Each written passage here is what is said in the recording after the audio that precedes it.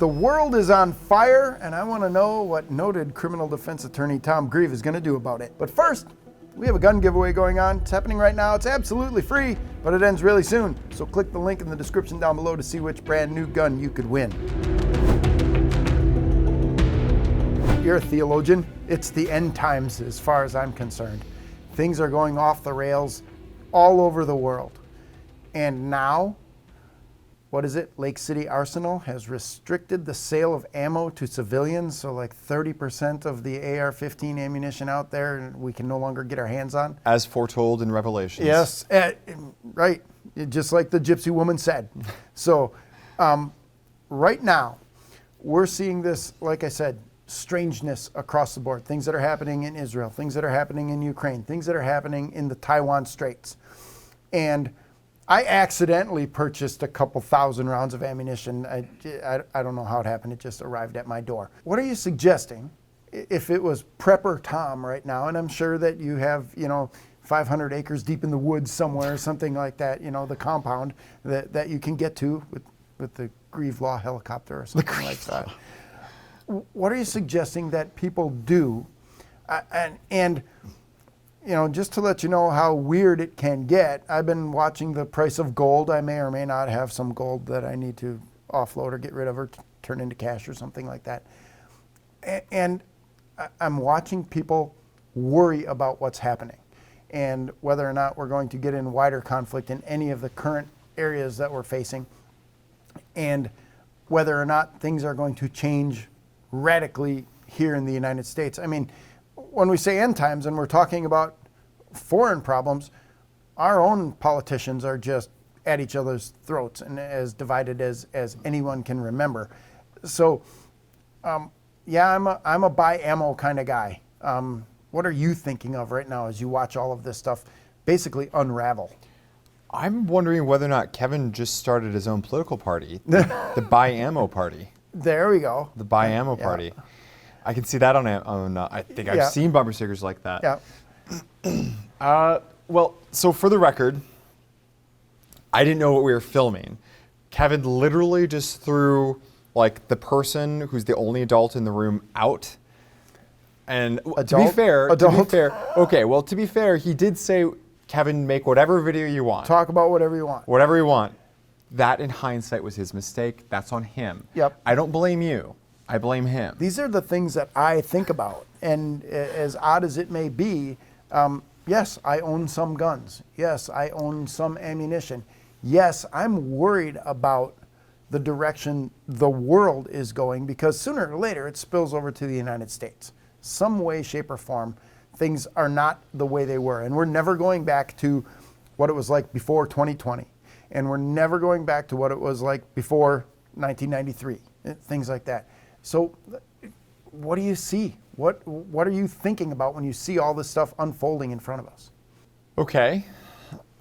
I see the fact that there are growing divisions, like what you talked about. There's a growing bipolarity to the world. You have a number of countries that are throwing themselves in together and are doing so in a purposeful and deliberate manner to say, counter what they view as the U.S. dominance and threat to the world. As a U.S. citizen, that presumably is far from being a good thing. I see, of course, dramatically increased instability at home since 2020, and even going back before that. Mm-hmm. We see increasing winner-take-all battles when it comes to the justice system, politics. I think we see, since you're the one that mentioned religion, I see the absence of religion as creating a void that politics is filling for lots of people.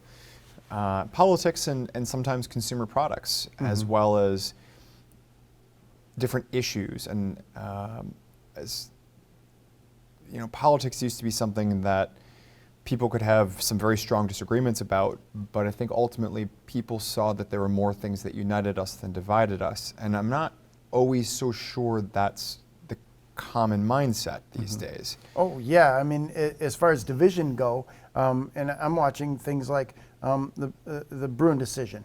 And as we've said before, in this very space, that was not the end. That was the beginning of battles that are taking us to the far edges of people's ideas and ideals. And people are swinging far to the right and far to the left. And again, like you just said, we're not in a position where people are saying, yeah, there's a lot that we have in common. You don't hear that in any of the political podcasts or newscasts or coverage or anything like that. And when I hear people, and I will call them people on my side, people who are leaning more toward the right or really far to the right, when they talk about things like civil unrest or civil war, or I'm not taking one step further and they're not taking any more of my rights, I don't think they understand what that really means. And maybe some of the pictures that they're seeing from Gaza now shows them what it really means when there is serious warfare in an urban area. I mean, things are just absolutely getting destroyed. I would hate to see something like that happen in the United States. And then we're asking, well, what can we do about it? And I'm thinking, yeah, maybe, calm down and stop screaming at each other for a while, but I'm also not going to give up my guns and ammo. That it might come to a point where I need that sort of stuff. Yeah, I think that there are very few people who have seen the true horrors in this world of what war can directly do. I think that a lot of those people maybe aren't as vocal about things sometimes as they ought to be. I think that to a degree our politics and our culture are being hijacked by people who are willing to risk crashing the ship in order to get to where they want to go at the end of the day. And I can't put my finger on the force that I see ending that. What I think might happen is you've got this game of anything you can do, I can do more, right? One side radicalizes to a degree, the other side is radicalized by that radicalization on the other side of the aisle, and you just kind of have this elevator game where everybody's just kind of going up. I've actually spent a lot of time trying to think about what I think are hallmarks for radicalization and extremism, regardless of what side of the political aisle someone might find themselves on. I think that a prioritization of group identity over the individual identity is one of those hallmarks. You see that in Nazi Germany, you see that in any number of different dark spots in history. Yeah, any of the genocides. Right. I mean, and man, you can't count them on just one hand. Right. Prioritization of group identity over individual identity seems to be a hallmark, whether we're talking about white supremacists or whatever, where things go off the rails. I think another one is when we are dehumanizing people we disagree with. Yes. I think that that's another tangible hallmark for, okay, whether through gross negligence or through, I think oftentimes intent, if that's the game you're playing, both sides need to throw the flag on that. Yeah, and maybe slow down a little bit, not keep moving forward with that. And the way I've been looking at this for the past several months now is that I may not have the answers of how to put an end to this division. And certainly even if I did have the answers, I don't have the political wherewithal or the reach or whatever to have a huge impact. So my option has then to be prepared. What am I going to need? Should I have food? Should I have water? Should I have a separate means of heating my house or something like that? What do I need if things go wildly off the rails? And I truly hope and pray that they don't. I truly hope and pray that cooler heads prevail. But what we saw on October 7th was people who were unable to defend themselves being slaughtered. And this is not to say I'm taking one side or the other on the aftermath of what happened on October 7th, but But that situation, when we're talking about more than 1,000 people getting killed and some terrible atrocities and stuff like that, I want to make sure that if for whatever reason, however crazy idea somebody can come up with, it doesn't happen in my hometown or it doesn't happen here in the United States. And I really think it's important. You said the individual is important in this. And that's why I love that the Second Amendment is an individual right. And we have rights that protect the individuals. And we shouldn't get involved in groupthink and try to move forward that way. To me, I think the individual is the solution. I think that has to be the level of analysis through which we have to engage individually, then together as a society. Saving the individual is of vital importance because sometimes that individual is ourselves. And sometimes it's our neighbors and sometimes it's our family. But I think that as we see what appears to be, at least in recent political history, an increase in radicalization on both sides of the aisle, to be clear. What I'm hoping for is, because things swing back and forth, what I'm hoping for is that we will see a restoration of the political center, and I don't mean a non-left-right, I just mean kind of center-left versus center-right, in the sense that in this hypothetical, the extremes would be people who prioritize group over individual, intentionally dehumanize their adversaries, and a handful of other markers I've been kind of thinking about and trying to come up with as obvious signs that are politically neutral that would go towards extremism. I'm hoping that at a certain point, people are going to realize that we have to. The core of Western society has always been rooted and centered on the individual. And I think that is an amazing thing. I think that is rooted in theology. I think that is rooted in philosophy. I think that is the proper level of analysis. And I think that history has been the teacher and has been the lab that has shown that to be true. And I feel like very recently we have really accelerated our shift away from that. And I don't like that at all. Yeah, and I don't want to see stuff like that continue, because the way I look at it now, and I'm not trying to be a doomsayer or anything like, oh, it's coming, these are, this is the end of the American Republic. That's not it. But I'm still profoundly happy to live in a place where the extent of our arguments over elections go to court. That's where that happens. We're not having bombs going off at polling places, and we're not having shootouts outside of polling places and things like that. So we still have the rule of law, and we still, for as corrupt as people will say our government is, they ain't seen nothing yet if compared to some other nations in this world.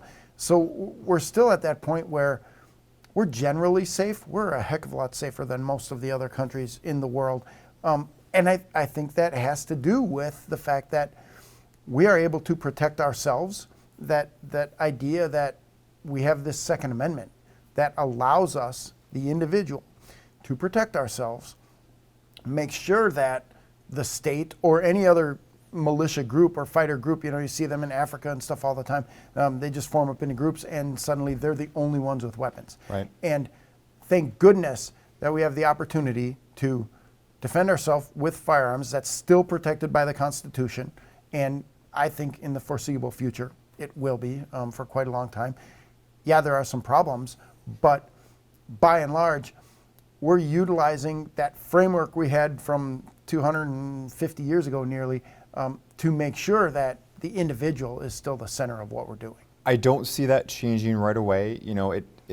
It takes a long time to legally dismantle something that has a few hundred years of weight behind it. I do see it getting legally dismantled right now. It's going to take time. You mentioned the Brune decision. Yeah, that was a complete watershed. That Heller, McDonald, Catano to a degree, and now Brune in 2022. Yeah, these are watershed landmark triumphs for not only the Second Amendment, but for reinforcement of our philosophical center as being an individual-based society, which, together with the First Amendment, these are things that, again, I think extremists are obsessed with the idea of silencing others. They don't like, in fact, some of them just say there's no such thing as an individual at an intellectual level, right? We all just we're all just these walking avatars of whatever is our intersectional identity or whatever the case may be and whatnot. So it's going to get worse before it gets better. I think that people need to be serious about engaging and finding solutions about what that is. And I don't think that has to be at a big, high level. I think it happens right here. It happens with making yourself better. What can you do to make yourself better? Read an amazing book. And, and I don't mean something, recent off the top 40. I mean, read a transformative piece of literature, because if you engage with it seriously, it will change you. It will improve you. Help out in your family. Try to be a better partner, a better husband, wife, parents, whatnot. Better son, a better brother, a better sister, all that kind of stuff, right? There's so many things that we can do, and it doesn't take much. If you throw yourself into something, I mean, I bet you can get a couple % better at it per month, maybe even per week. And when you stack that up across like a year, because the older we get, the more we learn that a year isn't a lot of time. No. It can drag out somewhere around February and March, Yeah. but generally speaking, a year is not a lot of time. So if you can imagine improving yourself only at the rate of a couple % better per week at something, you've transformed your future by the time that you're a year out. Yeah, and this is interesting and a great conversation. I love having these because you and I typically talk about things that are very situational. And what would happen if this guy had a gun and he was in my house, and we answer those questions. As we look at this more holistically, and the idea of being prepared and proactive and making ourselves better as we move forward, I think really that takes away a little bit of the stress of what we're looking at. We're like, ooh, down the road, something bad's about to happen. Well, maybe we can, turn the trolley a little bit and get on a different track. We all have the power to turn the trolley. And if you feel like you don't, you are doing that to yourself, right? Because we all have the power to individually decide that we're going to aim up versus aim down. And choosing not to aim is aiming down, by the way. So, this is the reason why, over on my YouTube channel, Attorney Tom Grieve, I post I end all my videos with a quote of the day. I'm constantly posting every single day, as well as on my Twitter, some sort of quote that I find have meaning and isn't necessarily something that I 100% agree with. Maybe it's something that I think is really interesting and thought-provoking and I want to see where the discussion goes. I get thousands and thousands and thousands of engagements with it every single day.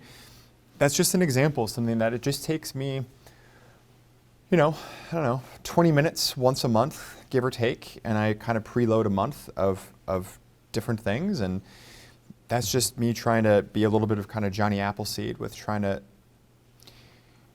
share ideas to provoke people, to get people thinking, and aiming up. Yeah, and that's the key. Get people thinking. It's something that we need to be thinking about, and if it's not a direction we want to go, and I don't want to go in a direction of abject tragedy. I don't want to go that direction. So we need to be thinking about that to make sure that we stop. Tom, great insights as always. I know we took this one really far off the rails from where we typically go, but thank you very much for being here. I truly appreciate it. I look forward to seeing how the comment field treats us after this one, Kevin. Well, they know how deep we are now. So thank you again very much. Folks, thanks for watching all the way till the end. Yeah, there's a gun giveaway going on. Click the link in the description down below. Maybe you could win a new gun.